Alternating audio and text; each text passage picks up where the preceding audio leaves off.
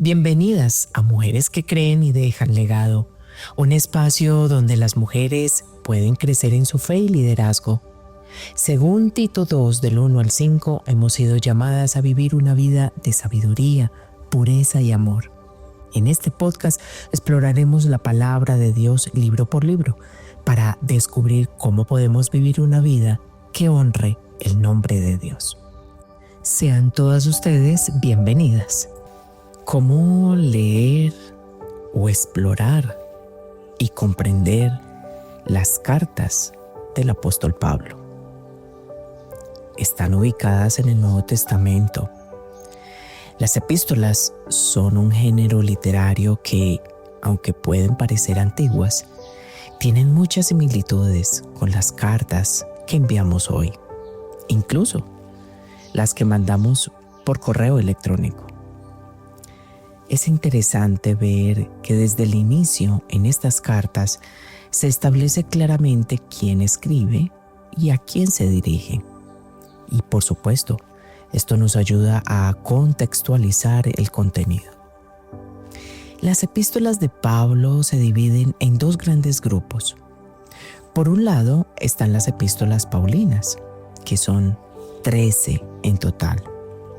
Estas incluyen Romanos 1 y 2, Corintios, Gálatas, Efesios, Filipenses, Colosenses, 1 y 2 de Tesalonicenses, 1 y 2 de Timoteo, Tito y Filemón.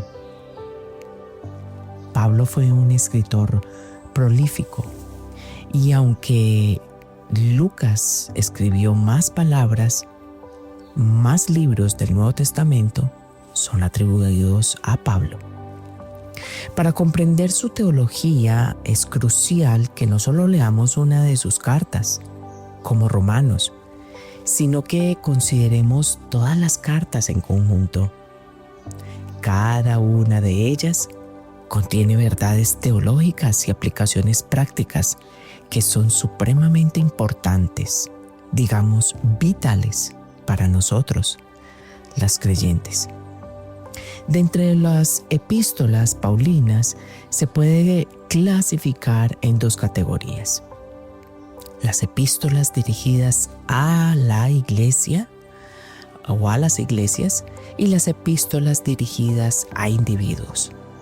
Las primeras son todas las cartas que mencionamos anteriormente y la segunda son Tito y 1 y 2 de Timoteo, que denominaríamos epístolas pastorales.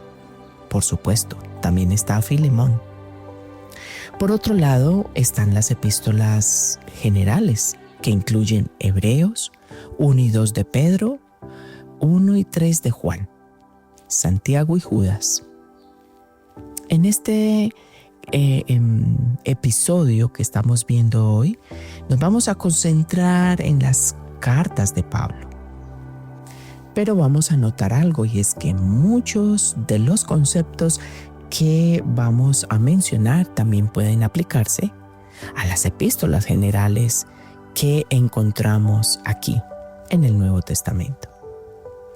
Al analizar la estructura de las epístolas de Pablo, notamos que siguen un formato similar al de las cartas del primer siglo. Por ejemplo, en 1 Corintios, la carta comienza con una apertura que identifica al autor, a los destinatarios, y un saludo aún seguido de una sección de oración o agradecimiento. El cuerpo de la carta se extiende después y finaliza con saludos y una despedida. Uno de los aspectos que me llaman la atención, que son importantes y muy interesantes de la estructura de la carta de Pablo, de las cartas de Pablo, es que a menudo incluye una sección de agradecimiento. Y es una característica que algunos estudiosos han dicho que fue una innovación de Pablo. Por supuesto, artículos de exhortación también se pueden ver y aparecen en la parte final. resaltando la importancia de la carta. Prestemos atención lo importante que estas cartas no son tratados teológicos, sino que fueron escritas para solucionar problemas específicos en las comunidades cristianas de ese tiempo.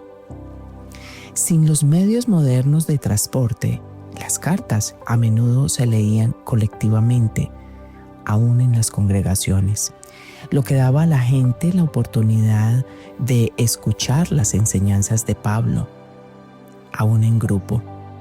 Incluso cartas que aparecen personales, como la dirigida a Filemón, se leían públicamente desde el inicio. Identificamos inmediatamente quién es el autor y a quién va dirigida la carta. Y esto nos permite entonces establecer un contexto antes de meternos, sumergirnos en su contenido. Y al igual que hoy se escriben cartas dirigidas a una persona, también vemos algo interesante, y es que hay una perspectiva más amplia para la audiencia.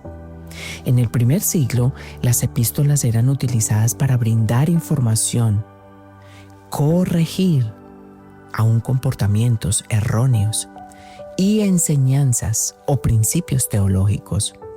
Y esta dinámica sirve para estrechar la relación entre el autor y, por supuesto, la iglesia. Para obtener el máximo beneficio de las epístolas de Pablo, es muy recomendable leerlas desde el principio al fin. Hay cartas que llevan más capítulos un poco largos. Trate en lo posible de sacar el tiempo suficiente para leer la carta todas desde el principio, toda la carta desde el principio hasta el fin, precisamente como se hacía en la antigüedad. ¿Sabe qué permite esto? Captar la intención original del autor y, por supuesto, comprender mejor los diversos temas tratados en la carta. Por ejemplo, si vemos 1 de Corintios, nos damos cuenta de que Pablo está respondiendo a preguntas específicas planteadas por la iglesia. Este enfoque integral no solo ayuda a oraciones individuales, sino que también permite discernir los problemas a los que se enfrenta la comunidad cristiana. Qué bello tener completo el contexto. Y hay algo también importante. Nos permite familiarizarnos con el contexto histórico y cultural en el que se escribió cada carta, porque esto es fundamental para una mejor interpretación y evitar errores. Utilizar recursos como diccionarios bíblicos, comentarios, nos ayuda muchísimo, aún nos facilita esta comprensión. Considerando el ejemplo de Corinto, que era una ciudad comercial, cosmopolita, esto nos permite entender mejor por qué Pablo aborda ciertos temas. Y ustedes lo notan, como la inmoralidad, la unidad en la iglesia. Otra técnica común utilizada por Pablo es la diatriba. ¿Qué es? Es una forma de enseñanza donde anticipa objeciones a su argumento y las plantea antes de responderlas. Este estilo es efectivo y se observa en pasajes claves como en Romanos, por ejemplo. Y lo podemos ver en Romanos, específicamente en Romanos capítulo 3, ¿sí? Donde podemos ver este pasaje como Pablo responde a una posible objeción que los judíos podrían haber planteado en relación con la idea de que la circuncisión no es necesaria para la salvación. La diatriba se inicia con una pregunta retórica que está en el versículo 1 de Romanos capítulo 3. ¿Qué ventaja tiene entonces el judío? ¿O qué provecho hay en la circuncisión? Luego, Pablo responde a esta pregunta refutando la idea de que la circuncisión es necesaria para la salvación. Si ustedes leen todo el pasaje, ustedes van a ver cómo Pablo utiliza la diatriba para refutar la idea de que la circuncisión es necesaria para la salvación y para enfatizar la fidelidad de Dios y la importancia de la fe en la justificación. Pero por supuesto también hay en otras cartas, como en 1 Corintios 15, del 35 al 38.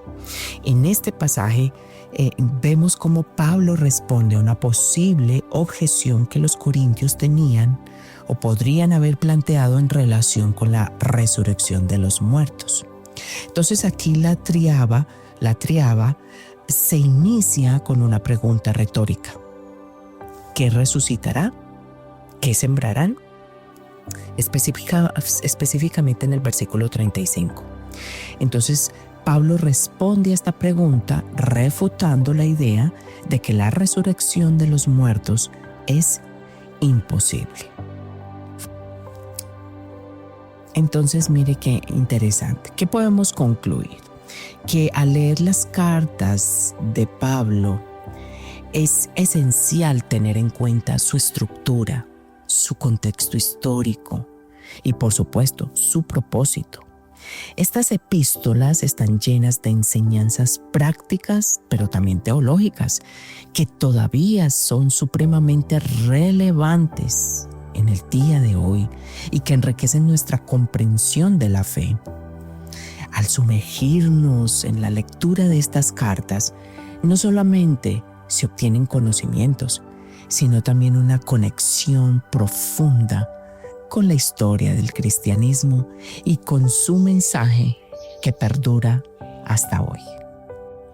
Les invitamos a entrar a nuestra descripción y contestar las preguntas que en cada podcast estamos dejando.